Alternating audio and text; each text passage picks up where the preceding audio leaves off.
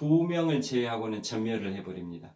198명의 중대원 중에 딱 5분 만에, 단 5분 만에 2명만 남겨놓고 196명이 전멸을 해버리는 그러한 그 참사가 발생이 되기도 합니다. 그래서 그 당시에 이런 말을 합니다. 미군의 제1보병사단의 제16보병연대 연대장이었던 조지 테일러 육군대령은 이런 말을 했습니다. 굉장히 노르망디 상륙작전의 그 어려움, 그 처절함, 참혹한 상황을 단적으로 증언하는 그런 말인데요. 무슨 말을 했냐면, 이곳 해안에는 두 종류의 사람이 있다. 이미 죽은 자와 곧 죽을 자들, 이 두 종류밖에 없다. 이곳 오마 해변에는 두 종류의 사람만이 있다. 이미 죽은 자와 곧 죽을 자들만 있다. 그 정도로 미군이 이제 해안에 상륙할 때 독일의 대포, 그 다음에 기관총, 소총, 지뢰, 수많은 그 화기들이 그 불을 뿜어버리기 때문에 거의 전멸에 가까운, 괴멸에 가까운 그런 참상을 당하게 되는 그런 거였었습니다. 그 정도로 참혹했기 때문에 그 오마 해변에 침투하는 임무를 담당했던 그 미군은 3천여 명의 사망자, 그 부상자, 실종자가 발생이 되는 그런 처참한 그러한 걸 이제 감내하고 계속 진격을 합니다. 그래서 천신만고 끝에 그 독일군의 그 벙커, 기관총 벙커 앞까지 이제 접근을 하게 되고 거의 포기 직전까지 가게 되는데 그 아까 그 명언을 남겼던 그 제16보병 연대장인 조지 테일러 육군 대령이 그 최선두에 서가지고 그 독일군의 방어선을 돌파를 하게 됩니다. 그래서 오마 해변에서 결국은 그 많은 3천여 명의 사상자를 발생시키면서 해변을 점령을 하게 됩니다. 그래서 그 상륙작전 중에 가장 5개 해변 중에 오마 해변이 가장 참혹한 전투가 벌어졌던 그런 최악의 그런 전투가 있었던 곳이고요. 결국은 그 조지 테일러 제16보병 연대장이 돌파함으로써 결국은 독일군을 이제 무찌르고 그 해변, 오마 해변을 점령을 하게 됩니다. 그런데 왜 그러게 오마 해변은 참혹했었냐?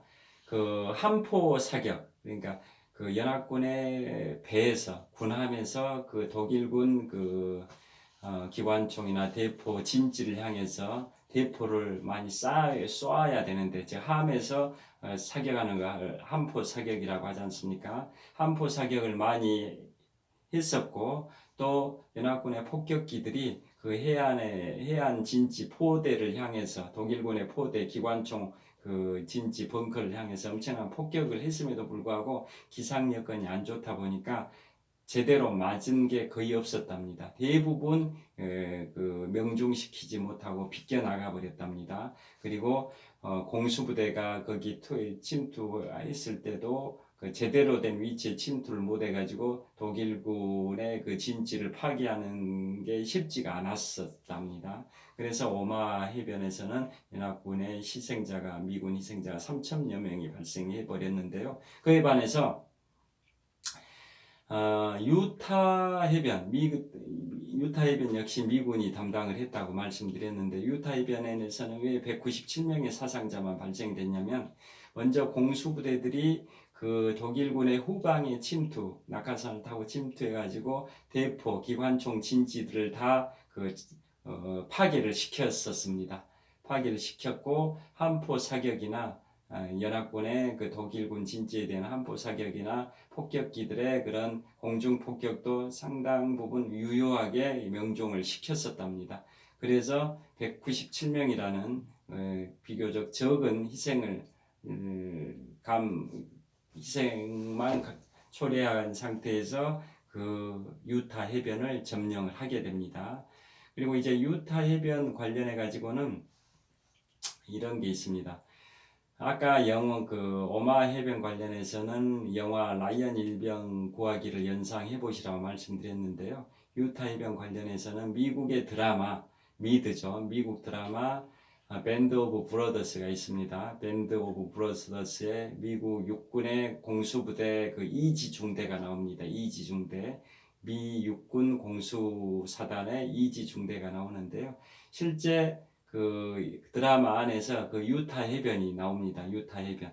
유타 해변에 그 독일군 진지 후방에 낙하한 그 강하한 하늘에서 낙하산을 타고 침투한 이주 중대의 공수부대 요원들이 독일군의 해안 진지를 다 파괴시켜 가지고 그 상륙 작전이 원활하게 될 수 있도록 도와주는 역할을 수행하는 그런 모습들이 미국 드라마 밴드 오브 브러더스에 나오기도 합니다. 그게 이제 유타 해변입니다. 그래서 유타 해변은 공수부대들이 이제 그 제 역할을 제대로 해줘가지고 독일군 진지들이 포대나 기관총 부대들이 많이 파괴되다 보니까 연합군이 상륙하는데 희생이 최소화돼서 197명의 사상자만 발생됐다라는 겁니다. 그리고 그 유타 해변이 또 뭘로 유명하냐면 그 우리 2011년도에 개봉된 우리 한국 영화 강재규 감독의 마이웨이라는 영화가 있습니다. 그 한국 영화 배우는 장동건 씨, 일본 영화 배우는 오다기리죠. 중국 여자 배우는 판빙빙. 이 3국의 남녀 영화 배우들이 출연한 영화인데요. 거기에 보면 이제 그 장동건과 오다기리조는 이제 뭐 한국과 일본의 유명 마라톤 선수로 나오는데 결국은 전쟁에 참여하게 되고 그 사람들이 중국을 거쳐서 소련을 거쳐서 독일군의 포로가 돼가지고 독일군의 이제 포로 신분으로 소련군 신분에서 독일과 싸웠는데 소련이 져버려가지고 그 사람들이 뭐 장동건, 오다기리죠 이런 사람들이 결국은 독일군에 잡혀버리는 거죠. 잡혀서 포로가 돼서 그 노르망디 상륙 작전에서는 연합군을 상대로 독일군에 참여하게 되는 겁니다. 그러니까 독일군은 소련군 포로를 잡아가지고 자기들 군대로 사용하는 거죠. 그래서 노르망디 상륙 작전이 이루어질 때 그 유타 해변에서 그 독일군에 참여하고 있었던 이제 소련군 포로들이 굉장히 많았었습니다.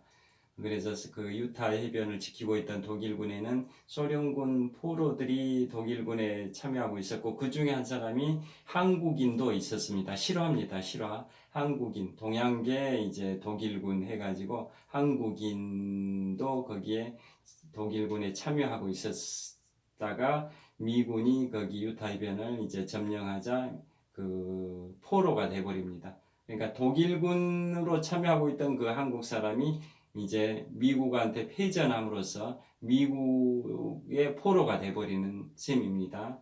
그게 이제 영화 마이웨이에도 나와 있고 그게 실화를 바탕으로 한 그런 내용인데요. 여하튼 그 유타 해변에서는 이제 뭐 밴드 오브 브러더스라는 미드에 나오는 이지중대 뭐 이런 공수부대들이 제 역할을 다 해줘가지고 그 상륙하는 병사들의 그 사상자 수가 최소화돼서 197명의 사상자만 발생했다. 뭐 이런 걸 이제 말씀드리는 거고요. 여하튼 전체적으로 이제 그 상륙 작전이 참 쉽지가 않았었는데 그래서 이제 상륙을 해가지고 그 당시에 독일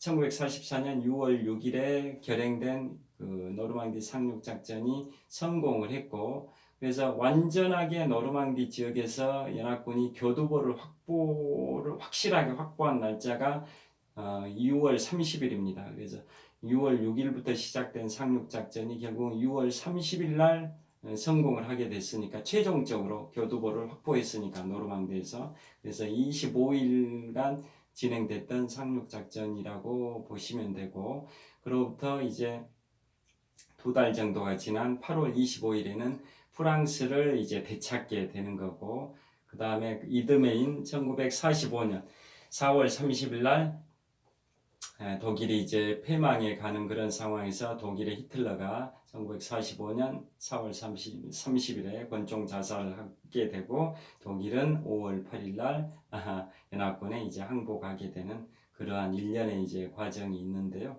그래서 그 노르망디 상륙 작전은 그 2차 세계대전에서 연합군이 승리를 하게 되는 결정적인 계기가 됐던 인류 역사상 최대 규모의 상륙 작전이 성공을 하게 된 겁니다.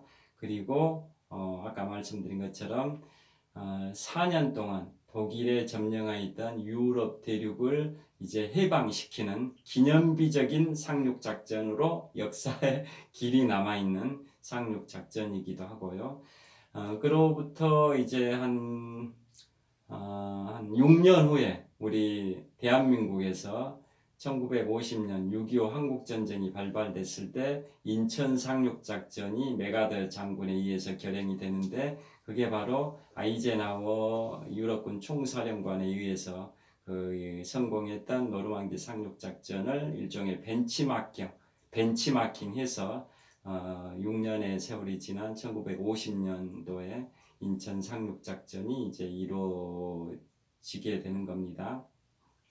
여담으로 말씀드리면 메가더 사령관은 이제 제2차 세계대전 때 태평양 전선의 총사령관 역할을 했었고 아이젠하워 사령관은 유럽 전선의 총사령관을 했었었는데 메가더 장군이 이제 아이젠하워 사령관보다 굉장히 더 고참입니다.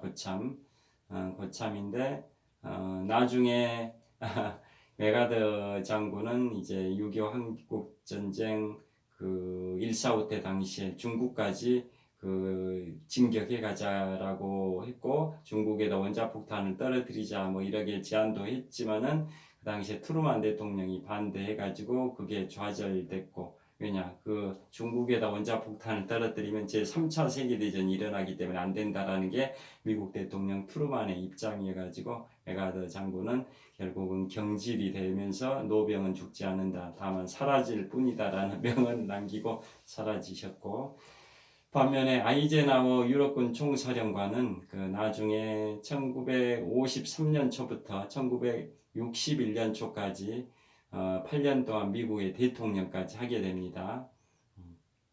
그 전에는 이제 아이비 리그 중에 하나인 미국 맨하탄의 콜롬비아 대학교의 총장을 하기도 했었고요.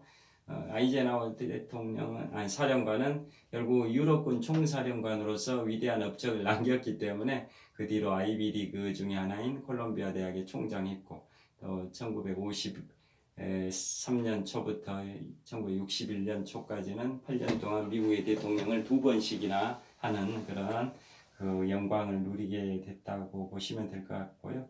여하튼 지금까지 2차 세계대전의 이제 최대 분수령이자 2차 세계대전에서 연합군이 승리할 수 있는 결정적인 계기가 됐었고 그 다음에 독일의 점령하에 4년 동안 그 독일이 지배했던 유럽 대륙을 해방시켜주는 기념비적인 상륙작전으로 역사의 길이 남은 노르망디 상륙작전에 관하여 말씀을 드렸습니다.